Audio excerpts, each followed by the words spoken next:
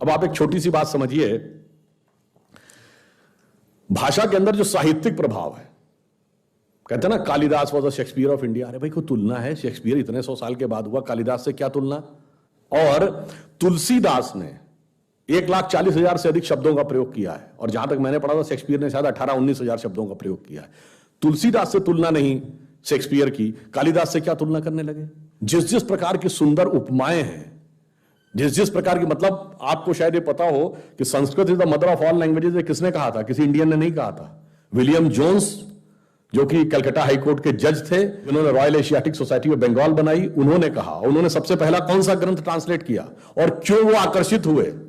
कालिदास का अभिज्ञान शाकुंतलम का मंचन हो रहा था, उसमें जो शकुंतला की विदाई का दृश्य दिखाया जा रहा था, वो देख के कुछ वहां पे कोई लोग थे जिनको टूटी फूटी अंग्रेजी आती थी, उन्होंने बताया तो उपमाएं सुनकर इतने प्रभावित हुए विलियम जोन्स, उनको लगा ये मुझे रियल में पढ़ना चाहिए, ओरिजिनल भाषा में। तब उन्होंने बड़ा जुगाड़ करके संस्कृत सीखी, कि उनको कोई संस्कृत सिखाने को तैयार नहीं था। उसने कहा कि भाई ये म्लेच्छ है, इनको थोड़ी सिखाएंगे संस्कृत।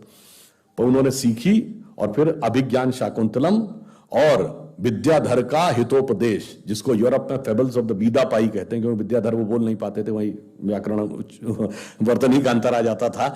तो उसको उन्होंने ट्रांसलेट किया, और जब उसने ओरिजिनल पढ़ी तो विलियम जोन्स ने लिखा है कि उसको पढ़ने के बाद, खासकर अभिज्ञान शाकुंतलम के चतुर्थ सर्ग में शकुंतला के विदाई के दृश्य में जो उपमाएं दी गई, मैं परप्लेक्स्ड हो गया कि ह्यूमन माइंड का इमेजिनेशन इतना ऊपर हो सकता है।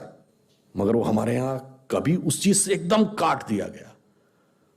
मैंने मतलब मुझे पूरी कविता नहीं याद है, कहा जाता है कि कालिदास अंतिम समय में जब वो श्रीलंका गए, एक जनश्रुति है, तो वो एक गणिका के यहां चले गए थे। उसने कहा राजा ने वो दी है समस्या पूर्ति, तो उस पर कविता बनानी होती थी।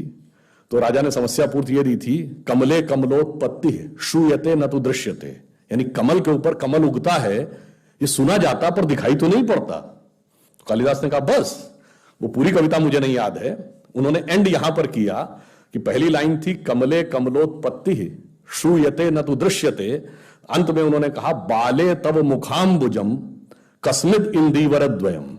अंबुज कहते हैं कमल को। यदि यह नहीं दिखाई पड़ता तो तुम्हारे कमल रूपी मुख के ऊपर दो कमल रूपी नयन कैसे दिखाई पड़ रहे हैं? अब बताइए किस ढंग से उन्होंने उस पूरी समस्या पूर्ति को कर दिया। मतलब मैं आज की पीढ़ी के लिए कहता हूं, मतलब मैं तो कह रहा हूं भैया, तुमको बहुत प्यार मोहब्बत और इसकी बात आती है तो तुमको क्या याद आता? लैला मजनू, सीरी फरहाद, सलीम अनारकली, जोधा अकबर, यही याद आते हैं। मेरे भाई अगर उसमें भी पढ़ना है, पढ़ लो दुष्यंत शकुंतला की कहानी, स्वप्न वासव दत्ता, राजा उदयन और वासव दत्ता, चंद्रापीड़ की कथा, और जिस जिस प्रकार की उसमें कथाएं हैं। अगर आप मालविका अग्निमित्र और मालविका की प्रेम कथा, मैं दावे के साथ कहता हूं कि जिसको आप शेर और शायरी कह के बहुत प्रभावित हो जाते हैं, ये उसके आगे कुछ नहीं लगेगी, इतनी गहरी उपमाएं उसके अंदर। तो मैंने इस